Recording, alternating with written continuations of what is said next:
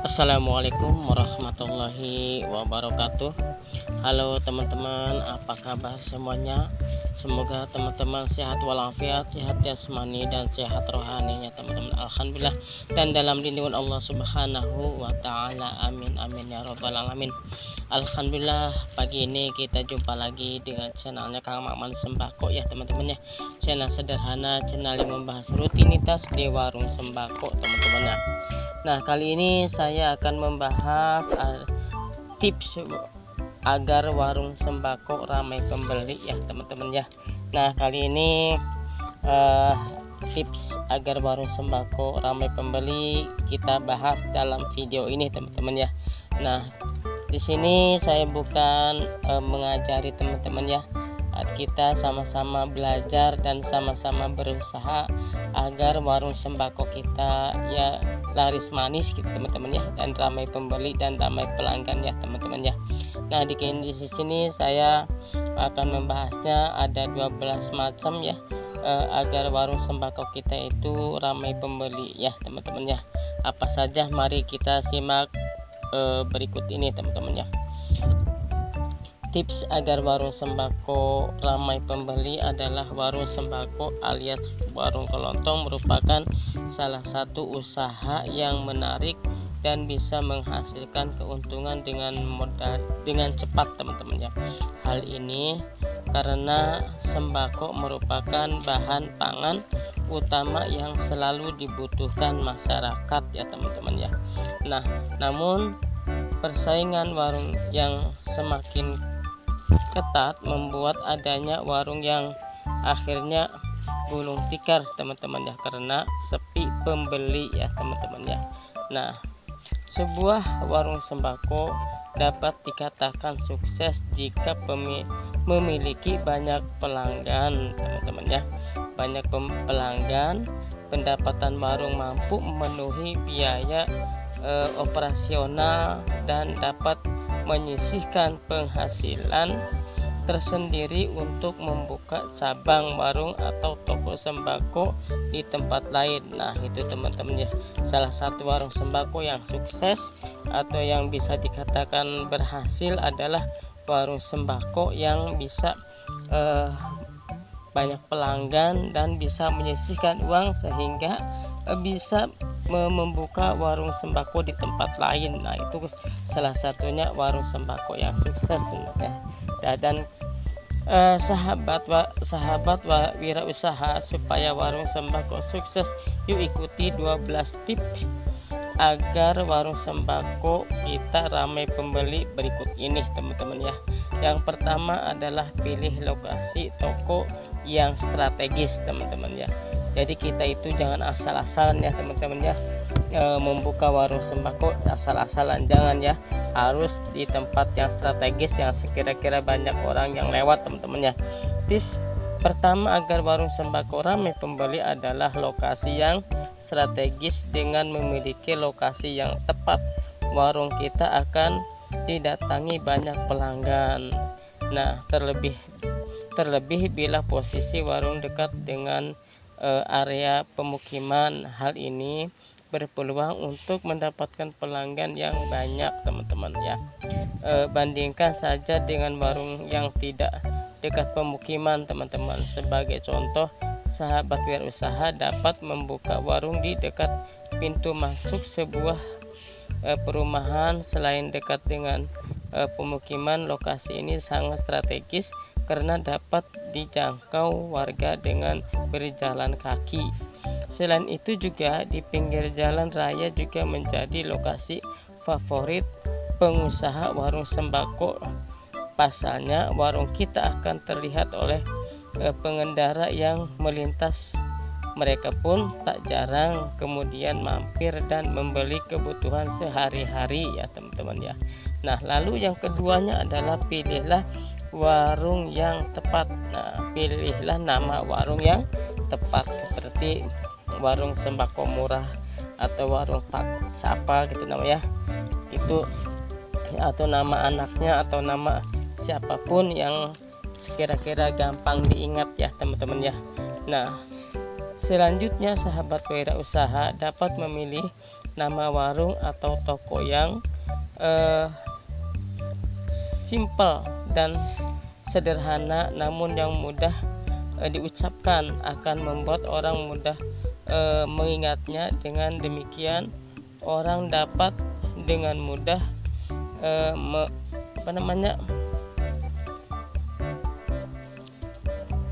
mengingatnya warung kita ke orang lain. Hal ini secara tidak langsung membuat warung sembako dipromosikan pelanggan, teman-teman. Nama warung bisa diambil dari nama pemilik, seperti warung sembako Haji Bahrudin atau Haji siapa gitu, teman-teman ya. Selain itu juga nama warung juga dapat disesuaikan dengan lokasinya. Contohnya warung sembako Kenanga yang berada di Jalan Kenanga gitu, teman-teman ya. Lalu yang ketiga adalah sediakan modal yang cukup, teman-teman ya. Agar warung sembako ramai pembeli, sudah bisa dipastikan sahabat wirausaha membutuhkan modal. Nah, modal tersebut sebagai menjadi 3 jenis, yaitu modal tempat usaha, modal peralatan, dan modal barang dagangan, teman-teman ya. Nah, jika sahabat wirausaha atau sahabat warung memilih untuk membuka warung sembako di rumah sendiri, maka tidak dibutuhkan modal tempat usaha. Nah, kita dibutuhkan modal tempat usaha, kita hanya dibutuhkan biaya sedikit untuk merenovasi ruangan untuk berjualan. Namun jika ingin menyewa toko atau warung, biayanya dapat disesuaikan berdasarkan lokasi tempat usaha. Nah, biaya sewa umumnya dimulai dari 500.000 hingga 1 juta per bulannya, teman-teman ya. Modal peralatan digunakan untuk membeli etalase kaca, rak kulkas, timbangan, kalkulator, dan lain-lainnya, sekitar kurang lebih 2 juta. Nah, terakhir modal barang dagangan bisa menjadi modal paling besar. Pasalnya semakin banyak modal kita pun dapat menyediakan barang yang banyak juga, teman-teman ya. Hal ini akan menarik perhatian pelanggan. Untuk modal ini sahabat wirausaha berkisar anggaran sekitar 3 juta sampai 5 jutaan, teman-teman ya. Nah, yang keempat adalah tinjau kelengkapan barang yang dijual, teman-teman ya. Nah, ramainya pembeli di warung sembako kita juga dipengaruhi oleh barang yang dijual. Maka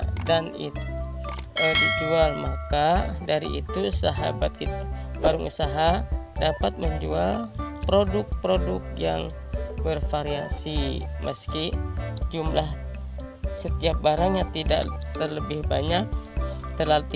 banyak. Barang yang komplit dan berinovasi lebih menarik pelanggan, sebab nantinya saat di rumah kehabisan sesuatu produk, konsumen akan mengingat warung kita sebagai tempat yang menyediakan barang tersebut, teman-teman ya. Nah, sebagai berbagai sembako di warung meliputi beras, gula, telur, tepung terigu, mie instan, minyak goreng, dan gas LPG. Nah, sahabat wirausaha juga bisa menambahkan air mineral, rokok, biskuit, apalagi deterjen, dan kebutuhan rumah tangga lain seperti alat tulis dan tisu, teman-teman. Nah, itu seperti prinsip ekonomi. Pada umumnya orang akan membeli barang dengan harga yang lebih murah dengan kualitas yang sama. Hal ini juga berlaku pada warung sembako kita, teman-teman. Sahabat warung usaha dapat mematok harga yang lebih rendah ketimbang warung lain. Sebenarnya tak perlu selisih yang besar sekitar 500 atau 1000 perak saja sudah menarik minat pembeli. Nah, nomor keenamnya adalah perhatikan harga dan kualitas barang yang dijual. Nah, untuk menjual barang dengan harga yang lebih rendah, sahabat wirausaha juga terus harus membeli barang dagangan dengan yang murah. Hal ini dapat dimulai dengan mengambil barang dari distributor sembako ketimbang kulakan sendiri di toko grosir, teman-teman ya. Lalu adapun keuntungan menggunakan distributor adalah kita akan mendapatkan harga barang yang lebih murah. Selain itu, barang dari distributor memiliki kualitas yang baik. Walau begitu, penting untuk mengecek kembali barang yang akan kita jual. Nah, jadi kita semua teman-teman harus memilih distributor yang menawarkan barang yang lebih murah. Dengan demikian keuntungan yang didapat oleh kita akan lebih maksimal meskipun harga jual lebih murah dibanding warung lain, teman-teman ya. Agar tidak bingung, kita sebagai wirausaha dapat menetapkan keuntungan 10% dari tiap barang yang dijual. Misalnya telur di harga 23.500 per kilogram dan dari distributor jika mengambil keuntungan 10%, harganya menjadi 25.850. Kita pun bisa menjualnya dengan menggenapkan menjadi 26.000 per kilo, teman-teman. Namun jika harga jual barang sudah ditentukan dari produsen, lebih baik kita mengikutinya. Contohnya harga kopi A dibanderol dengan harga 2.000 per bungkus dan sudah tertulis di kemasan dan benar promosi, maka kita harus mengikutinya. Hal ini agar warung kita semua tidak dianggap menjual harga yang kemahalan, teman-teman. Nah, yang ketujuh adalah perhatikan cara memajang barang. Setelah mendapatkan barang dari distributor, coba perhatikan cara memajang barang tersebut. Apakah selama ini kita sebagai wirausaha sudah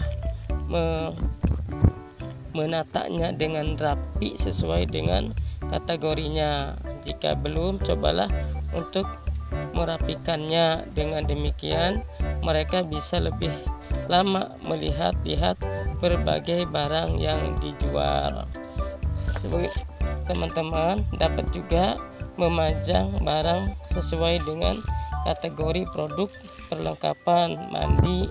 Misalnya dapat ditempatkan pada satu rak sendiri yang berisi sabun batang, sabun cair, sampo, pasta gigi, sikat gigi, dan lotion. Untuk bumbu dapat seperti garam, minyak goreng, margarin, tepung terigu, dan bumbu-bumbu lain dijadikan dalam satu rak sendiri. Agar menarik konsumen, kita juga harus atau dapat menggantungkan produk seperti makanan ringan dan kerupuk pada bagian depan. Untuk etalase kaca, kita bisa menempatkan barang-barang dengan warna yang menarik sesuai dengan kategori, teman-teman. Nah, yang ke-8 adalah berikan layanan terbaik. Supaya warung kita ramai pembeli, berikan pelayanan sebaik mungkin. Hal ini akan menjadi patokan agar pelanggan akan kembali berbelanja di warung kita, atau tidak. Dengan memberikan pelayanan yang baik, besar keuntungannya, teman-teman. Yang baik, besar kemungkinan pembeli akan tertarik untuk kembali lagi. Misalnya sahabat warung atau teman-teman memberikan pelayanan dengan senyuman dan menanyakan kebutuhan pembeli. Jangan lupa untuk membantu membawakan belanjaan pelanggan ke kendaraan. Dengan melakukan hal-hal tersebut, pembeli akan merasa dihormati dan senang berbelanja di warung sembako kita. Nah, sesudahnya bisa dipastikan pelanggan tersebut akan kembali lagi berbelanja di warung kita, teman-teman ya. Nah, yang ke-9 adalah jalin komunikasi dengan pelanggan. Nah, selain memberikan pelayanan yang terbaik, kita juga dapat menjalin komunikasi dengan pelanggan. Nah, menanyakan kebutuhan pelanggan sebelum ia bertanya kepada kita. Jika pembeli bertanya mengenai suatu hal atau barang, kita dapat menjawab secara lengkap dan sopan. Selain itu juga tawarkan kebutuhan, namun ingat jangan memaksa mereka ya. Tidak hanya itu sahabat ya, kita juga dapat memanfaatkan digitalisasi ya, dengan menggunakan WhatsApp atau WA bisnis. Pelanggan pun dapat mengetahui ketersediaan barang di warung kita tanpa perlu keluar rumah. Dengan nomor ini pelanggan juga dapat memesan keperluannya. Nah, yang ke-10 adalah manfaatkan momen-momen tertentu untuk membuat warung sembako kita selalu ramai pembeli. Kita juga dapat menggunakan momen tertentu mendekati bulan puasa. Misalnya warung sembako dapat menyediakan kebutuhan bulan puasa seperti kurma, bumbu siap masak, dan aneka jeli untuk berbuka puasa. Kemudian mendekati lebaran kita dapat menambah variasi barang dagangan seperti kue kaleng, aneka biskuit, sirup, dan amplop untuk salam tempel ya teman-teman ya. Yang ke-11 adalah terapkan jam operasional panjang. Coba perhatikan jam operasional warung kita sahabat ya.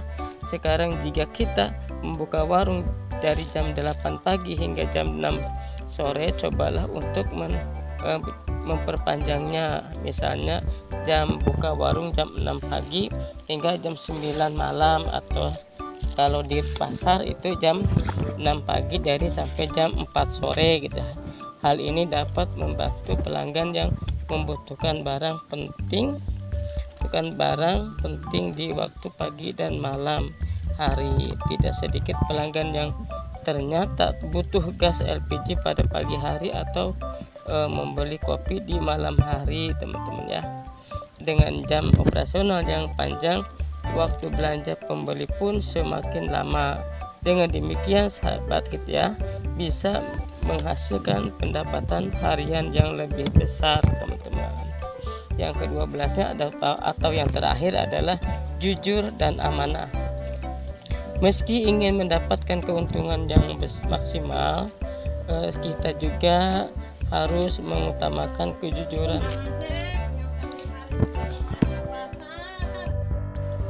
Nah, yang ke-12 teman-teman, yang terakhir, jujur dan amanah. Meski ingin mendapatkan keuntungan yang maksimal, kita juga harus mengutamakan kejujuran agar usaha kita lancar. Pembeli akan percaya bila kita semua selalu jujur kepadanya. Contohnya, bila ada barang yang rusak atau mendekati tanggal expirednya atau kadaluarsanya, katakanlah sejujurnya. Dengan demikian, pembeli kita merasa tidak tertipu saat berbelanja di warung kita teman-teman ya. Itulah 12 tips agar warung sembako kita ramai pembeli. Dengan mengikuti tips-tips tersebut, semoga kita semua akan mendapatkan keuntungan secara langsung teman-teman. Secara tidak langsung, nah gitu ya teman-teman. Bagaimana, ingin mencoba ke-12 tips itu, atau justru kita sudah mencoba merasakan kesuksesannya? Jika tulisan atau jika kata-kata saya itu mungkin menurut teman-teman kurang pas, mohon dimaafkan teman-teman ya. Kita semuanya dalam kondisi belajar teman-teman ya. Saya juga bukan orang yang ahli dalam ekonomi, Semoga kita semua kita belajar terus dan memohon kepada Tuhan. Semoga kita semua diberikan kelancaran, kemudahan dan keberkahan dalam usahanya teman-teman, dan keberkahan dalam rezekinya, dalam umurnya teman-teman ya. Semoga kita semua sukses di dunia, sukses di akhirat. Amin amin ya robbal alamin. Terima kasih kepada teman-teman yang masih menonton video ini. Semoga teman-teman tidak bosan-bosan, dan jangan lupa bantu subscribe, like dan komennya agar kita semua selalu terhubung, dan selalu video saya semakin kita semakin semangat lagi bikin kontennya teman-teman ya. Nah, itu saja video singkat dari saya, kurang lebihnya mohon maaf. Sampai jumpa lagi di video berikutnya. Wassalamualaikum warahmatullahi wabarakatuh.